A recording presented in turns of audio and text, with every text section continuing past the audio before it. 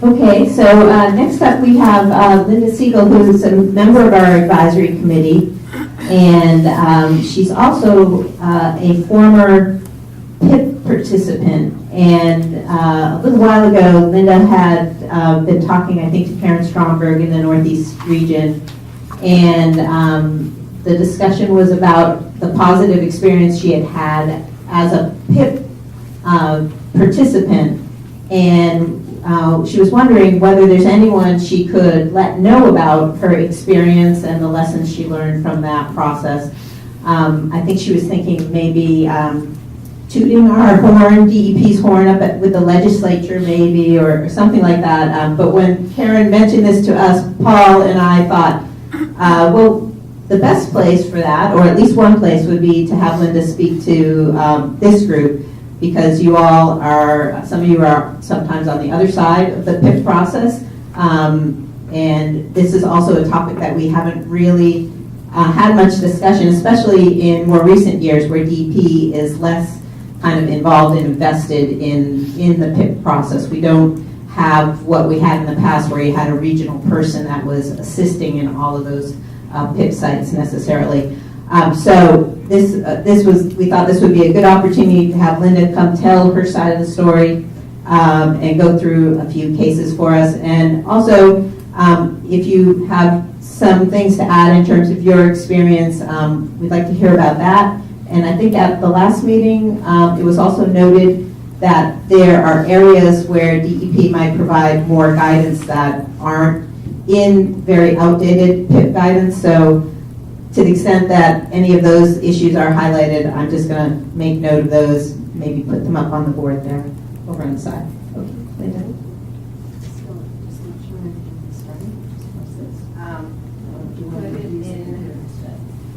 I'm a low tech person.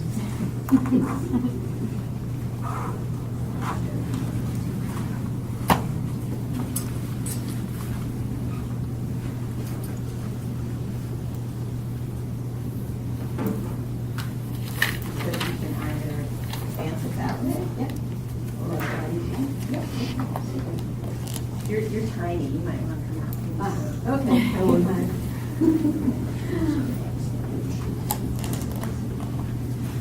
Good morning. Thank you very much for this opportunity. I'm the newest member of the advisory committee. I come from a very different perspective. Hold it up to your mouth, please. Sure, because I started out in my first experience with a PIP site as a classroom teacher, and I ended still as a classroom teacher of a foreign language. And it turned out that the world of cleaning up hazardous waste sites for me was another foreign language, the likes of which really required a lot of work and reliance on folks like you to make these things work for not just citizen understanding, but also for successful cleanups. So I chose the 3 sites that I was involved in personally. The first was a former Dow chemical facility in Maryland, and then after that was concluded, the former Raytheon facility in Wayland went through the PIP process and is still ongoing. And the third choice I made was the New England Sand and Gravel site in Framingham, which is still ongoing, but because of issues that I think will be clear when you see this map. Wayland is a town along the Sudbury River and has its own drinking water wells. So for both the Raytheon site and the Birch Road, the New England Sand and Gravel site, protecting drinking water was of paramount importance. Starting with the Dow site, when we started with this, with DEP, we filed a PIP petition, but as a group of citizens, we were learning by doing. And it was at the point in which the privatized program was beginning. And it ended 7 years later with an RAO that allowed housing, but it turned out that the town purchased the property for conservation and recreation purposes.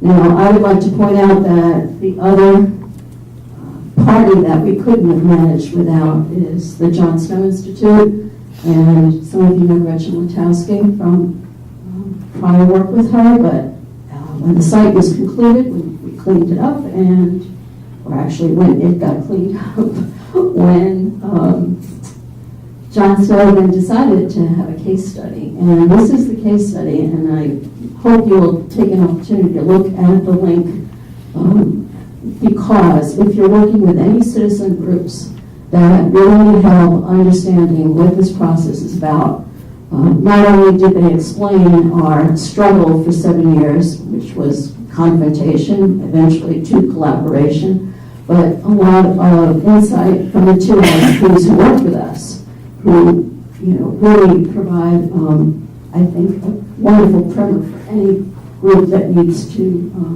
take on being active citizen participants. So that's the cover to the case study, and there are a couple of photographs in there, including excavations and when they found vials in the ground, which validated the concerns that the public had about the property. But it really is a wonderful resource for anybody contemplating a cleanup. So the first site was, as I said, the Dow Chemical site along Route 30 in Roland, and it's the first property you see as you enter. This is the aerial shot. It's mostly wooded, and where you see open green space is where Dow had its research lab and also parking lot, and then there was an area where soils had been dredged occasionally from the 3 ponds that were on the property. When it became a disposal site, this is an example of what, and you're familiar with what these drawings look like. Cleaning this up was a difficult task. They interviewed former employees to try to determine whether there really was an issue. The property was being sold to a developer who wanted to put in an office park, which would involve blasting and potential exposure of unknowns. So this was a really high priority for the people who live in the neighborhood. What you can't appreciate is that this property is surrounded by residential property. So for 20 some odd years, they had conducted research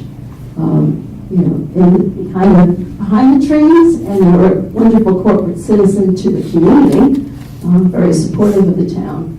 And a lot of scientists who worked at Dow were particularly from the scientific community from all the universities and during the heyday of science in this neck of the woods. So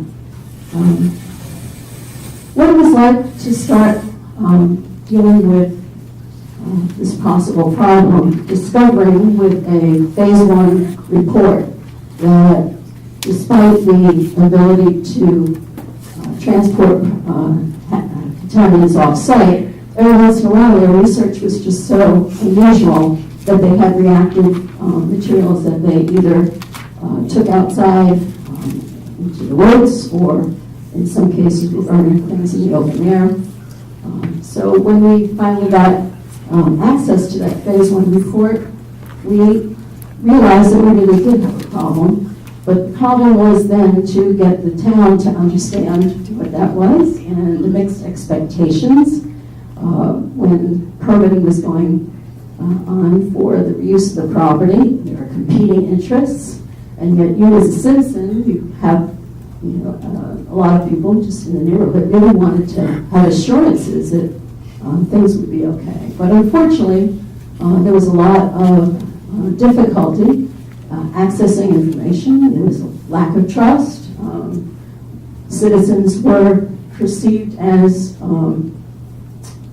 I guess, bringing some bad reputation to the community because we were making so much effort in order to get information to really feel that it was going to be resolved. That meant that we had to organize as a neighborhood. Those of us that worked on this, we didn't know each other. We got to know each other very well and became lifelong friends from the experience that we had. It's very difficult to run a grassroots effort, and It's all volunteer. The learning curve is daunting for a citizen, and yet, you know, in a community like Wayland, where, you know, everyone is very well educated, but nobody in our group was an attorney, nobody was an LSP. We had a sound engineer and a flooring contractor, a Spanish teacher, and a healthcare provider. So when you put all your resources as neighbors together, how do you go about doing what needed to be done? And we learned very early on that we needed technical expertise. So you folks in this room represent the kind of individuals that we had never met before and couldn't afford to pay. So but 93 was the beginning of the privatized cleanup, and also they were starting to offer technical assistance grants. So we at least came on board at a time when there was possibility for funding. But I have to say, one of the things from the citizen's perspective is there's just what it's like as a citizen in a neighborhood group, what the sacrifices are that are personal, that are work-related, family-related, time commitments, and then just money out of pocket all the time to pay the bills. So here you are told, yes, there are to go to the bookstore and buy them. Please understand that all this work that we did in the 90s was done before the internet. So, you know, these volumes would come in the mail, and you know, get the 500 pages of MCP, and us not only dealing with people who wanted to help us, but it provided a politically neutral playing field and a process that we could trust, and we had to learn the acronyms and the science, and we really understood that in order for this to work well, to understand that what the issues were, we needed technical assistance. So, you know, we filed a PIP petition. DEP created the PIP plan, and we were encouraged to apply for a technical assistance grant. At the same time, the town Board of Health decided to apply for the same grant. Stromberg at DEP called us and said, well, Linda, we can't give the same grant to two people. So you have to talk to the Board of Health and see if you can work together. And that first grant round, funding round, they had a preliminary application. So we took our preliminary application. We hear you're also competing for the same grant. Would you like to partner with us, and we'll give you control of the grant. We just would like the chance to participate. And the answer was, our application's better than yours. And go, thank you. So when we got the grant, well, we were very fortunate, though, because it came at a time when they were starting to do site investigations. We also applied for the New England Grassroots Environmental Fund grant, and between 4 DEP grants over the year grant, we were able to pay our LSPs. Things like attorneys and anything else that we had, we really did out of pocket. It was, again, a tremendous burden. But at the time we started, we had no idea that this was going to take 7 years. And eventually, through the risk assessment problem, we got to a point where the town realized that they had a chance to actually own this property in the future if it could be cleaned up. And it turned out just by chance that town planning board had done a traffic study along Route 30, and they said the best thing you could do, instead of having a future office of 3 buildings and 400-car parking lot, just acquire the property and don't develop it. So we offered that to town meeting, and it was accepted, and it also passed at the ballot to spend $1.7 million for 33 acres of beautiful real estate. That was very confirming that the community had learned along the way with us. The problem was the vials that were dug out of the ground in 1994, 130 vials of unknown substances that Dow thought they had taken away the property to the developer. When those vials were dug out of the ground, it didn't take long for the developer to give the property back to Dow, and we were dealing with Dow for the rest of those years. And they wanted to destroy the vials. They didn't want to tell us what was in them. So that struggle for, well, what is it that was in environment that we really like to understand? But the risk assessment process is something the average citizen doesn't understand. And when we were able to give a level of confidence that The soils around the area of the disposal had been cleaned up to the satisfaction of standards that were in place.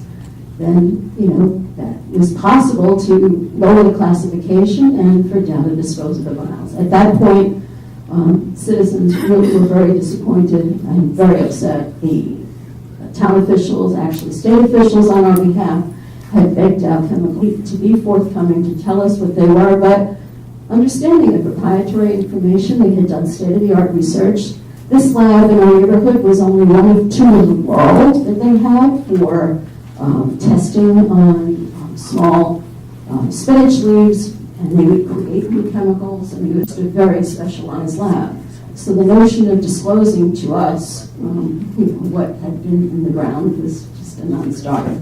By the time we got to the point where we were approaching the end of the cleanup, and the vials had been destroyed, the citizen group appealed to Dow Chemical to send we could talk to, because once the site was in classification and the vials were destroyed, Dow stopped communicating with us. We had nobody to talk to, even though we had agreed to purchase the property. The town had signed a purchase and sale agreement, and yet the communication stopped. So what do? Well, come, and someone from corporate did come. And that's how we got to the end of this cleanup, when he came and he asked for my help to organize a meeting where Dow Chemical could apologize to the community and find a way to get to the end, and exceeding what the MCP required, which was really, truly amazing. And that's why when you get to read the case study, you'll see how that collaboration worked. The problem was it came so late in the process. So what were these lessons learned? That most of these are from that case study. That once you identify a problem, to establish the stakeholder communication early on, and to establish your common goals early on. Stakeholders need to understand how the MCP works, have frequent meetings, clarify the roles of data, because at that time, people in the neighborhood started to wonder whether they had suffered health impacts from having had this lab operating in our backyards. And the expectations that some of them had of us as a citizens group, we kept telling them, we had a TAG grant to do a health study, and we said, try finding universities and anybody else in the health industry who would want to help you. But again, the mixed messages and the mixed expectations that people had of the citizens group made it that much more difficult. The municipality can have and work together. Transparency, trust, and one of the things that the LSPs recommended that is part of this process early on is a risk communicator, because having just someone come from public relations is enough. And obviously now, you folks work in a world where you have all these high-tech tools and communication tools. And again, we were working without the internet. So, working together. Now, for us, the gratitude and recognition that we did for the community and with the community and with DEP to have a positive outcome. PIP coordinator, the DEP project manager, which these days I don't think too many sites have a project manager like we have in Shepherdess for so long. The PIP plan is the roadmap for the cleanup, and it helped us because we really didn't understand where this was going to go. The regular meetings, the LSP technical assistance, and PIP repository, and just even finding out how to do a file review. I mean, these are amazing tools that the citizens really have to learn to use and rely on. So once this cleanup was completed, a month later, we had the other property in Wayland that was in the limited commercial district, Raytheon, had ceased operations in '95 and were basically going to look to somebody else to take on the property, but they also were doing their own due diligence starting in '95 to determine the nature of the condition of their property. So it became a tier 1 site in June 2000. Today, when you drive by, you would never know, it's now a shopping center. But in between, there were 18 years of work. So Raytheon was very different to deal with. They came forward wanting to have a PIP process. So the PIP petition actually included a number of selectmen signatures. The town had already started to think about the property. They acquired the wastewater plant. They appointed a town-centered committee to see what could be done with these parcels. They had some interest in having some town presence there. And Raytheon really wanted to have the PIP meetings. And they also were willing in the PIP plan to fund the town's LSP to do the peer review. For all these years, the same individual is still working on it. The MOU with the selectmen in Raytheon gets amended. I think they're into their 7th or 8th amendment, when there's a special fund in the town where the monies get deposited, and then the town controls that, and the LSP involved has been just essential for all parties to understand happening, and other things that were happening at that property. 2 repositories. And I'm just using one of their slides to give you a sense about the extent of the issues there. Where the lab building was, and south of the lab building, or the research building now that they had, releases. There also were VOCs in the north of the facility, north of the parking lot.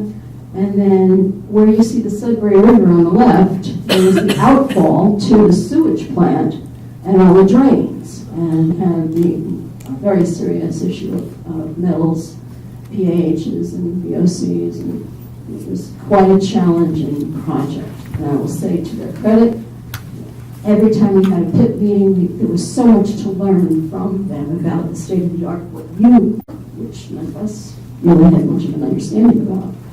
So a couple of years into the cleanup, they came to give the selectmen their primer on how the MCP works. They took on the leadership. Raytheon took on the leadership to help the community, the PIP process, and the town officials as well. So all of these steps along the way were encouraged. And because we had come into the age of the internet, there now was a website that they created, so you didn't have to run to the library or the Board of Health to find this. You could actually do everything electronically, which was a very different experience. The process of what was going to happen to this property, Polaroid came in for a short time, but it didn't last. So when they needed to clean up those areas that you saw on that map, they had a huge parking lot that was empty to stage many of their operations. And site investigation went on for several years. To this point now, it's mostly monitoring. But in between, they had a 2-acre wetland restoration. They had certainly seen stunted growth. By then, they had pulled out 2 acres of the wetland under severe, unfriendly weather conditions. Mother Nature couldn't have made it more difficult for them. And then they reconstituted the wetland, planted 71,000 plants, and for the next 5 years, and it bounced back beautifully. And it's a really lovely view from the river when you canoe. By 2005, there were rumblings about a developer wanting to build a mixed-use project there, which I indicated to you was going to become the shopping center. This map is not the most detailed, but it does help you see a few features that, at least for me, are. This was the wastewater treatment plant. So the outfall here into this wetland intersected what turned out to be a parcel that was owned by a private party. Raytheon bought the property so that they could do their wetlands remediation here unimpeded, and when it was over a couple of years ago, they completed the transfer of this land to U.S. Fish and Wildlife to the beauty of what you see along the Sudbury River. Remarkable. So this was the old lab building, and then we have today retail here, retail here. This particular angle is one that those of us who kept going to these meetings twice a year would only cause this became residential property. There's a 40B project here. that was permitted, and the AUL that was originally on the property, the LSP of record, worked with the community to be able to lift some provisions of that to enable the housing that went in here. The housing got built over here, are higher end condos and everything else in between, the town green. The one piece that's not resolved yet is this building, which before it became a PIP site, somebody thought they could put daycare here, and they could use because when Raytheon realized it was being built, it was stopped. But it is a building, it's a shell of a building that 20 years later, the town is hoping will have some municipal use. That's still a work in progress. So this has just been, and along the way, this was the MBTA, right? It's now a rail trail. So it's been quite a long haul. When they set up the PIP plan, I was asked to be the communicator between the responsible party and the town. At that time, I was a selectman. I didn't that. But for the rest of those years, until this year when we moved out of Wayland, I was that person. It was when I needed to shift that hat over to somebody else that I contacted Karen and asked, who can I thank as I move on, because I'm not going to be doing this anymore. And that baton is actually an environmental attorney, and she's come to most of the PIP meetings for all these years, so she'll be a good story. This gives you some sense about the wetland restoration. And here was the outfall, and they actually set up an observation place where if you contacted them in advance, you could come and watch the work they were doing. Really amazing. This is the most recent monitoring that they're making. They're stepping up their attempt to do more injections, and the southern plume was, I think, sodium chloride.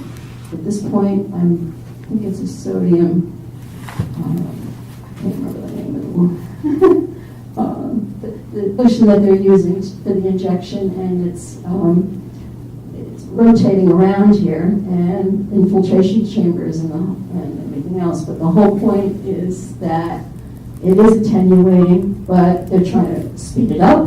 And again, here you have this angle.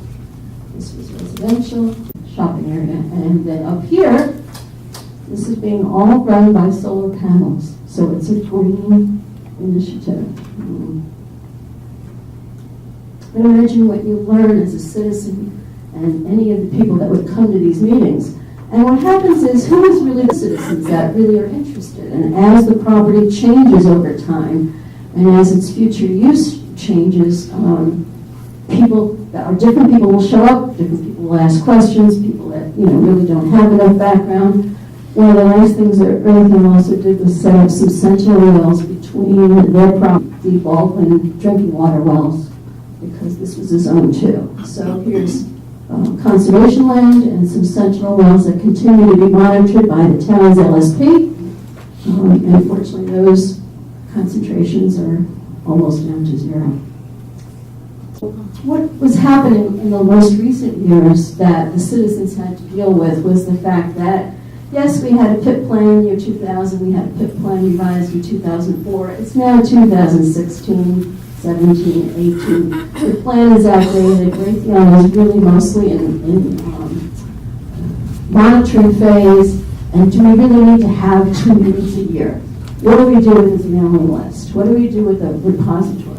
Well, in 2010, the Silver River flooded so badly that we needed to reduce ourselves down to 1 PIP repository, and particularly since there were 2 hard copy repositories, no problem. Then with the redevelopment, Raytheon had to decommission over 100 monitoring wells, step aside, let them begin to build the shopping center, come back, and through all of this, we're trying to understand what's going on out there. So that took place. AULs were changing, and I indicated the parcel went to Fish and Wildlife. But then it became impossible for them to really determine what was happening in the southern plume, where certain concentrations was increasing, and MTBE was still a problem, and there are nearby gas stations, so they filed for downgradient status. Does the average citizen know what that means? No. And municipal parcel, when people came to the last PIP meeting for this, which was in December of 2016, a whole different set of people came, and they just went after Raytheon for answers to questions about the parcel that had that building that the town was hoping to use for a new community center or senior center. The problem was it was never part of the disposal site. It was never evaluated. So the expectations the public had of Raytheon was very tense and certain people in advance, don't expect them to address certain things that are really not part of their responsibility.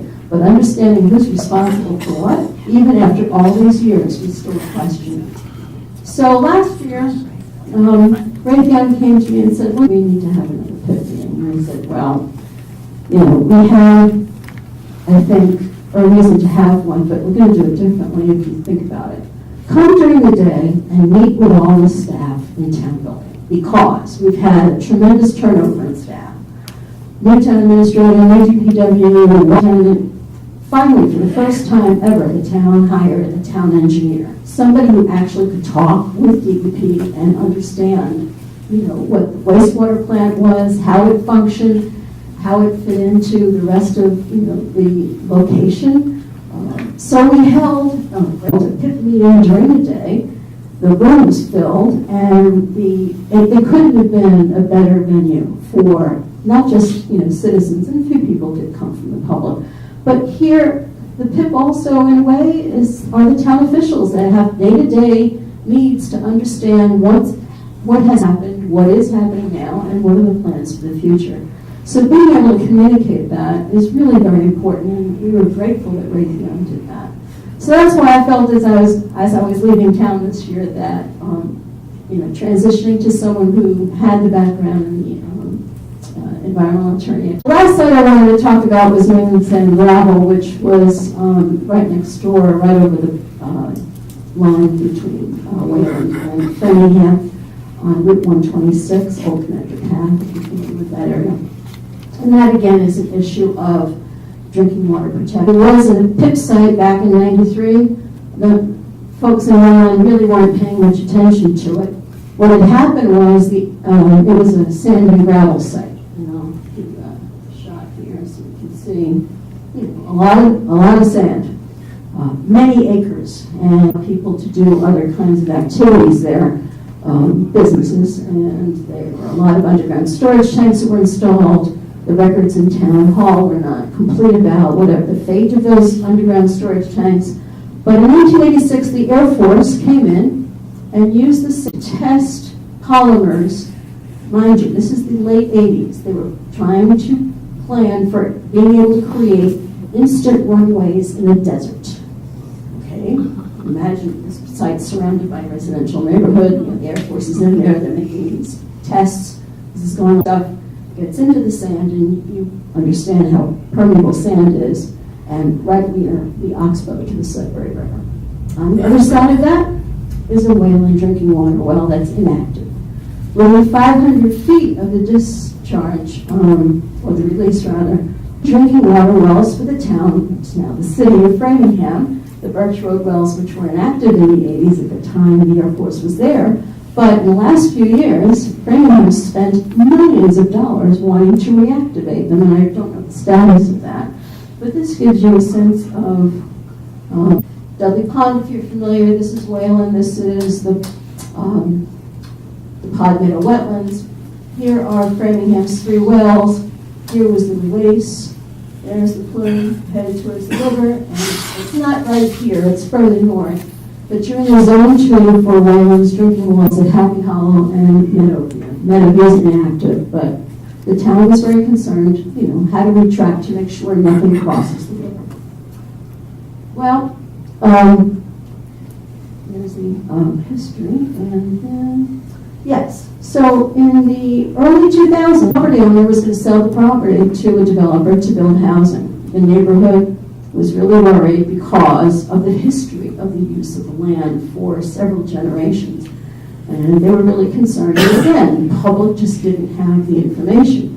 they organized something called Save Our Town. So here was a citizens group, and this time it straddled two towns, Wayland residents as well as Framingham residents, both concerned about protecting the water supply and not knowing the fate of the underground storage tanks or anything else that had happened historically. And there were a lot of suburban legends about that property.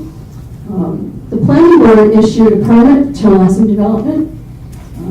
It was getting a Class C RAO, and the town of Wayland, through the finance committee, the board of selectmen, and town meeting decided to appeal Framingham's permit because Wayland had asked for protection of drinking water traffic mitigation and didn't get it. And eventually, 2 years later, they had a settlement agreement of $1.45 million so that Wayland, if it needed to put in a well, and also to help build the intersection that now services that intersection of Wayland. But again, the property kept changing hands because, if you remember, there was a recession. There was a housing crisis. I couldn't keep track of the number of different companies that were going to build housing. Well, the housing finally got built in 2016. And so I'm ending with a photograph from the first site that changed my life and for which I am very grateful to all of you in the industry and also DEP, because the weather forecast for tomorrow is small. Worker conservation and recreation area, 30 acres of beautiful land that we would not feel so good about and have such a positive outcome if it weren't for all of you. So I want to thank you very much.